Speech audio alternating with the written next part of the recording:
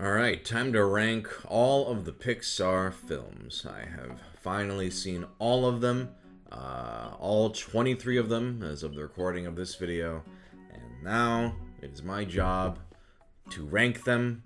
And if you disagree with any of these, if your favorite movie is down low in the ranks and you get really mad, I'm glad. I hope you get mad. And in fact, write a comment below so I don't read it, because I don't care.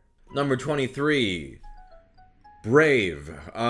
This movie is a fucking mess. One of the worst things about this one is it could have been so much better. I think Brenda Chapman, I would have loved to see what her original movie would have been like, because this to me was an absolute slog of a film to watch. I was hoping it'd be like a cool, hey, she's a Scottish princess adventure, and it's her mom's a bear, and the movie's not funny or enjoyable or well structured in any way. What an absolute mess.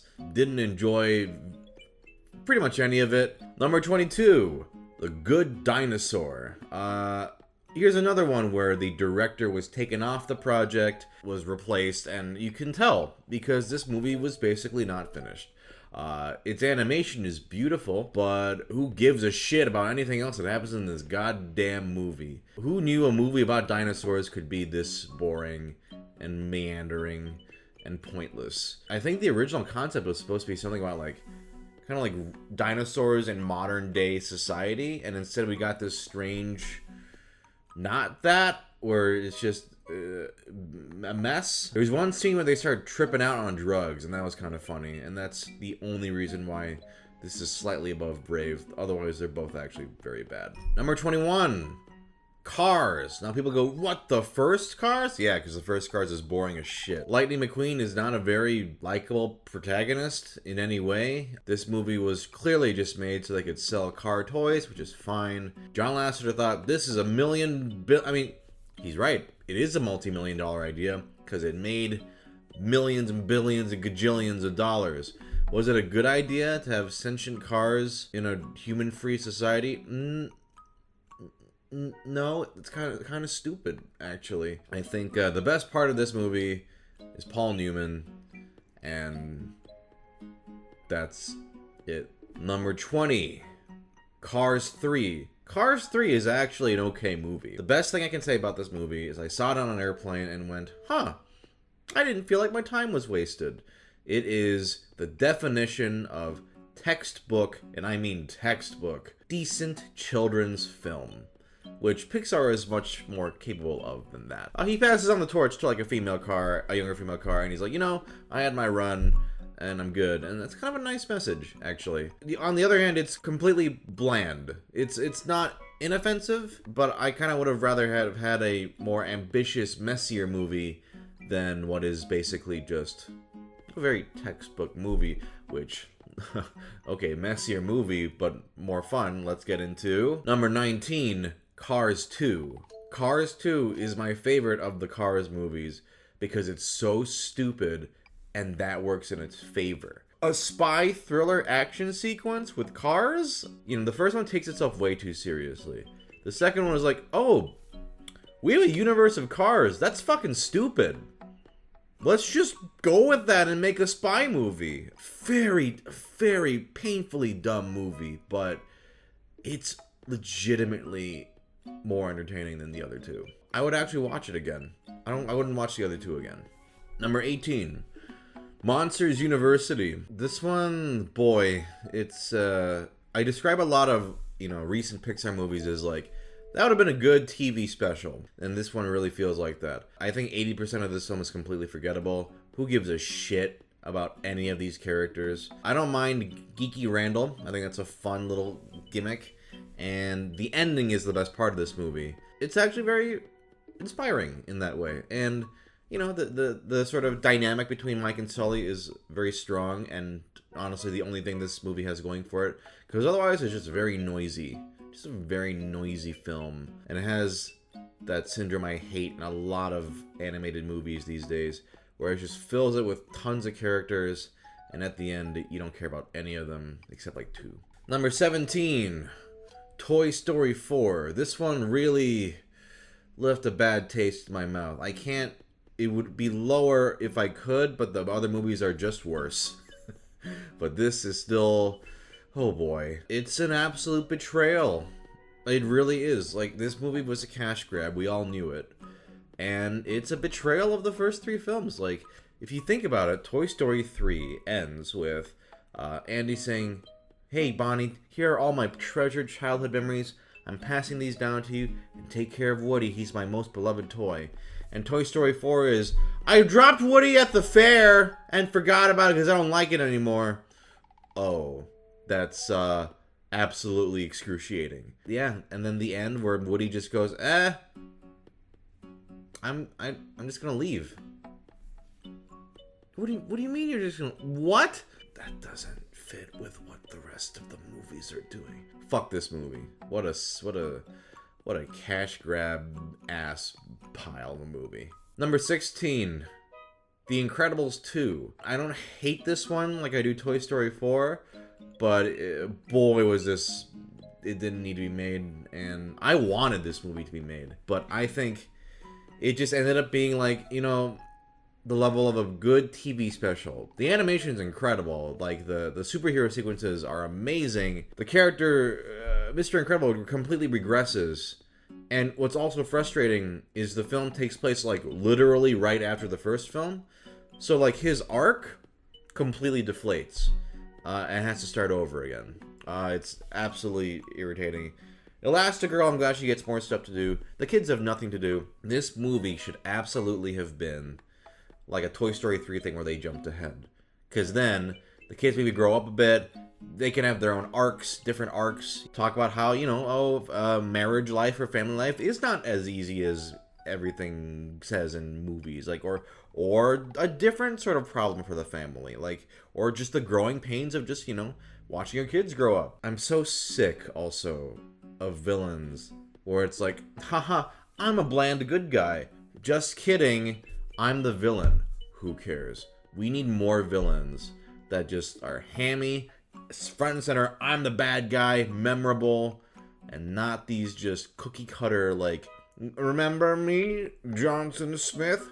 Who cares? They need to stop doing sequels. Number 15. This one's gonna get people a little upset. Inside Out.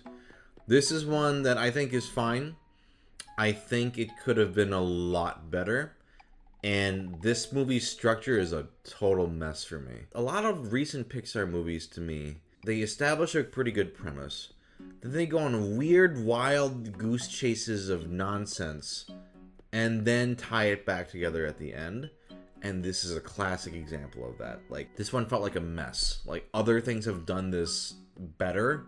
I don't know, and it was, what was it, Boingo, Bongo, like, you're supposed to feel sad, I was like, who cares, nice try, Inside Out. Number 14, Finding Dory. This one's interesting, because I also think this one is structurally pretty messy. At some point, the fish are, like, driving a truck, and it's like, okay, we don't care about reality at this point. But what really, like, resonated with me was the parents' relationship with Dory.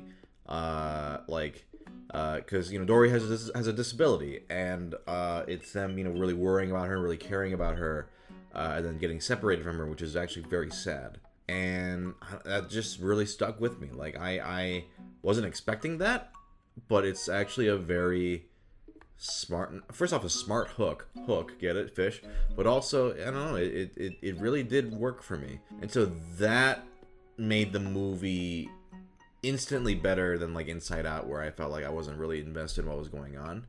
And yeah, most of it, Finding Dory, is just goofy antics in an aquarium, but I don't know, that emotional through line worked for me. Number 13, Soul. I'm actually surprised this is in the middle, but I actually really liked this film, so we're only going up from here. Like, these were all pretty good from this point onward. Onward. That's one that'll be later. First off, a main black character, and he's, you know, dealing with just, like, wanting to pursue his dreams, and then the movie is about, like, well, is it just about pursuing your dreams? Which I think is actually a great message. As I was watching this movie, like, I knew what was gonna happen, like, oh, he's gonna die, and then, like, they're gonna go into weird soul adventures. But as I was just watching this guy's like life, I was like, I kind of wish they won't go into the Pixar antics. Like, this is actually pretty engaging as it is. Like, if this were like a slice of life anime movie where it's just about this guy without going through antics, like sort of discovering the same thing, that would have been an amazing movie, actually. But of course, kids would have hated it. So yes, I understand. You gotta, I hate that they make him a little white blob or blue blob or whatever, and then, oh, let's go with Tina Fey through soul adventures, and then it gets weird, and then he becomes a cat, and beginning strong, ending strong, middle mess. But it's a fun mess. I didn't dislike it. I think the message of the film and the ending and the beginning really work for me. I don't make a word for that. Just weird Pixar middle-ocrity. That's kind of how a lot of these films feel for me. Number 12 is Ratatouille, which is a very good film. I think everybody remembers the Anton Ego scene, which is obviously, the most memorable scene.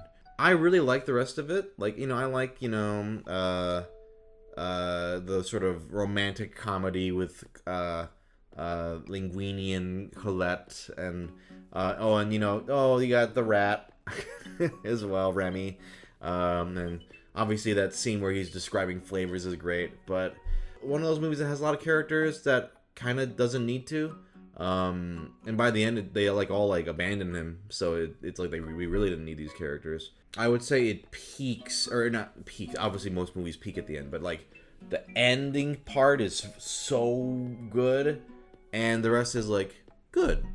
But Pixar movies can be that great, remember when they were all the way through. But still very good, and also really makes you hungry. Number 11, Coco.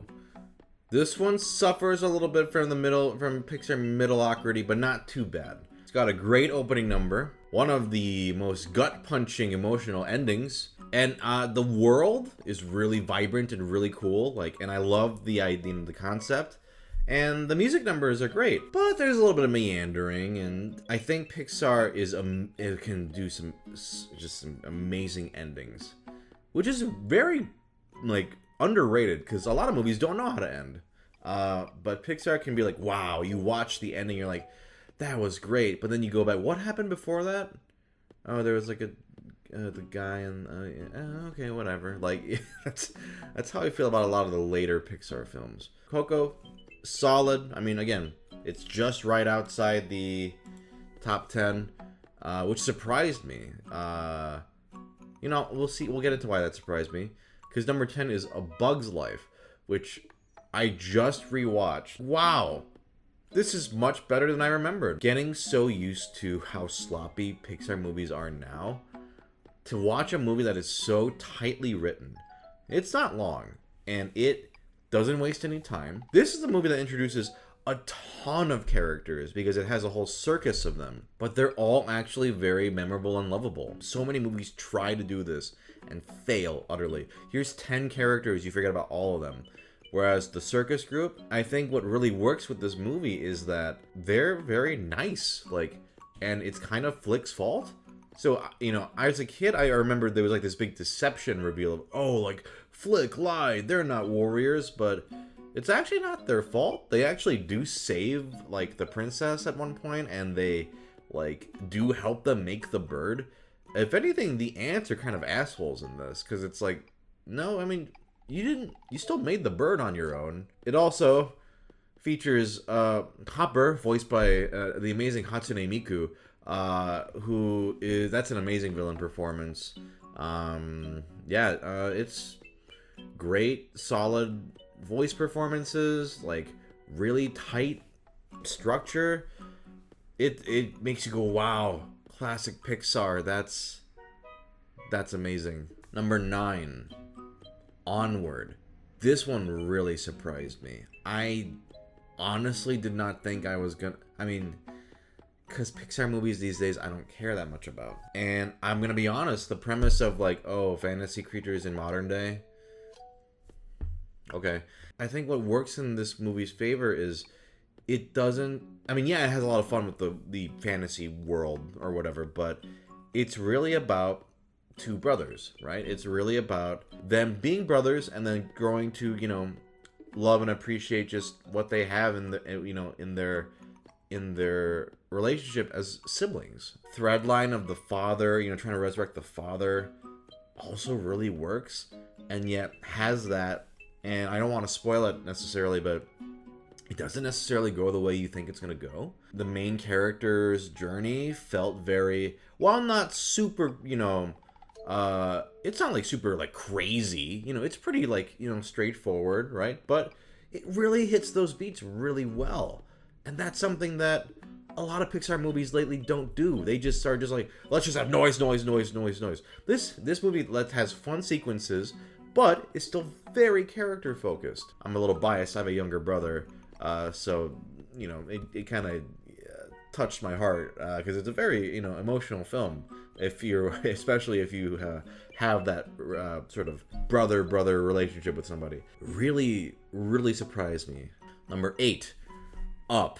Up is admittedly kind of a messy movie, but that beginning is a real gut punch, and the ending, real gut punch of sweet emotion. Sweet emotion. What the movie's biggest problem is, it starts as this very beautiful opening, and then it's like, the balloon house is really great, and then it descends into, eventually they're fighting on a blimp against a crazy old guy with dog fighter planes. It loses itself in the second half, and I think what it's centering around, just a cantankerous old man who doesn't give a shit anymore, and having him going through these silly things and starting to enjoy life again, and the relationship between him and the kid, it works. So I don't, thinking about it, Onward may overtake this, because Up is a movie that drops for me. It goes down because the structure is messy. But those bookends, though, as much as there's some of that silliness, and I do love Doug. Doug is really cute. So it's still strong. Number 7, Finding Nemo. It's a journey movie, but the sequences are fun. You've got the turtle sequence, jellyfish sequence, anglerfish, like sharks. It doesn't feel like disorganized or messy because the sequences are so strong and they're character focused, right? As opposed to just noise. Like, one of the worst examples of this, not in a Pixar movie, is like the Coconut Pirates in Moana.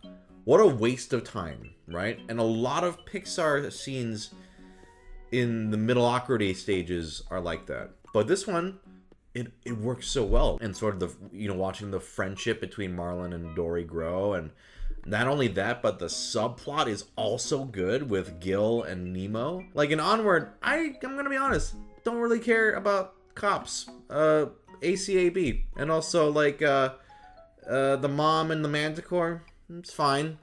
A perfectly fine B plot. But in Finding Nemo, 2 great, like, A plot, B plot, you love, and then they hit together at the end, and it's really genius. Number 6, Toy Story 2. You've got the Jessie sequence, which is heartbreaking. You've got Woody, grappling with his mortality, right? Buzz actually doing something, because this is like the only film he gets to be smart and active and do anything on his own. Toy Story 1 is like mainly the house, Pizza Planet, Sid's house, moving truck, but it still feels pretty like, within its own little neighborhood. And then 2 is like, all right, let's go crazier, a toy store, an apartment building across a road, an airport. And it still feels like, like it all makes sense. Nothing feels like it's a waste of time. Very underrated, I think. Number 5, The Incredibles. An incredible movie. I mean, it makes me sad that 2 was such a lame movie, because what a smart, this is like Brad Bird at his best. I mean, well, Iron Giant is, I think, him at his best, but this is still great, right? Really dark, really like fantastic sequences of animation. just character arcs that kind of get ruined in two for some characters. Great villain as well. Like, it can make fun of superheroes, but still embrace what makes superheroes fun. Oh man, like, and also Elastigirl's ass. Am I right? Number 4, Monsters Inc. As I was making this list, we kind of take for granted how well thought out and how fun this world is. Like, other ones is like, I don't know, toys come to life, superheroes. So the monsters that scare you as a child, they're going to work and they have a door system and they open the door and then they like get bonuses for like doing well, get capturing screams and add powers energy and then they're scared of kids. It's so genius. Like, it's so creative, so fun, and like Mike and Sully and Randall are just such great characters. Boo's adorable. It's got a sweet ending. Has an amazing sequence with the doors and and it doesn't suffer from any like mediocrity. Like, the whole time there's a great emotional through line with Boo and Sully. Everything's fun. Great villain. It really astounds me that somebody sat down and was like, came up with this, right? Like, why do monsters scare kids? Let's make a whole society around that turns it around. Brilliant. Brilliant, brilliant, brilliant. So good. Number 3, fittingly enough, Toy Story 3. Such a sincere love letter. With its opening sequence that just is such a great callback to the other movies. Watching Andy grow up, all the toys have been abandoned. Watching at the right age, right? Like, you grew up with Toy Story, and then you kind of forgot about Toy Story. Well, I didn't forget about Toy Story, but, growing up, moving on, got a great villain as well. It kind of becomes a weird, like, almost cool hand Luke movie by the end, but I honestly don't mind it. This was the movie where it really cemented for me a Toy Story show would be really fun. Not Toy Story 4, but like, because I think Toy Story 3 is where it needs to end, right? Emotionally, it's at its highest point. It makes sense for all the characters. It's beautiful. It makes you cry at the end. And then if you want more Toy Story, shorts, specials, a TV show, because, there's just ingenious use of like the toys environment and the hierarchy of toys and their culture almost. It's brilliant. It's just, extremely smartly written and so full of just emotion. Just, that's what everyone takes away from that. Like, whether it's horror and suspense in the junkyard scene or just the goodbye scene with Andy that's ruined in 4, like, Toy Story 4 didn't happen. Toy Story 3, still amazing. I still love it every time I watch it. Number 2, WALL-E is a beautiful film. I will say it's a little like, okay, get it? People stopped exercising, so they're blobs. Okay, that's a little preachy, but I mean, okay, the whole movie's pretty preachy, but it's a environmentalist message. That's a good thing. But really, this movie is about WALL-E, who is just so precious, and the really beautiful romance with Eve, like, which is done with minimal dialogue, like, them dancing in space. And I was blown away when I first saw this in theaters. Like, I think maybe the perfect version of this might be one where they stuck with the minimal dialogue throughout the whole film, right? Because that's the best parts of this, is WALL-E and Eve. And I think they could have done it. I think the like human stuff is honestly the weakest part of the film, but it doesn't damper how good all that sweet robot romance is. It's just such endearing, wonderful characters. Beautiful movie. Wow. Talking about older Pixar movies has completely changed my mood, I'm realizing. I was so mean before. I'm in such a better mood now. And in number 1, Toy Story. This is a perfect movie. It is funny. It is perfectly paced. It doesn't waste any time. And great character arc. The guys, Woody's a selfish prick who becomes redeemed. He's used to his own way of life, and his, you know, position in the hierarchy, and then learns, you know, to accept that he's not top shit. And, you know, the actual friendship between him and Buzz feels really earned and organic. And so many animated movies fail at this, where the relationship, friendship, or whatever, I mean, you're, at the end, you're like, they're not friends. They just went through stuff together, but they're not friends. But this one, it really does feel like it. They learn lessons. Again, Bug's Life and Toy Story, Monsters, Inc., a lot of these early ones are just so well-paced and tightly written. It's just a joy to watch. Like, I can watch Toy Story over and over and over again and still enjoy it. Like, it's amazing, like, that this was their first movie and it's this good. Still looks good for the time. Maybe not the humans, but still, I think it's a perfect movie. Like, I cannot think of anything wrong with it. Wow, that was a journey. Thank you for watching.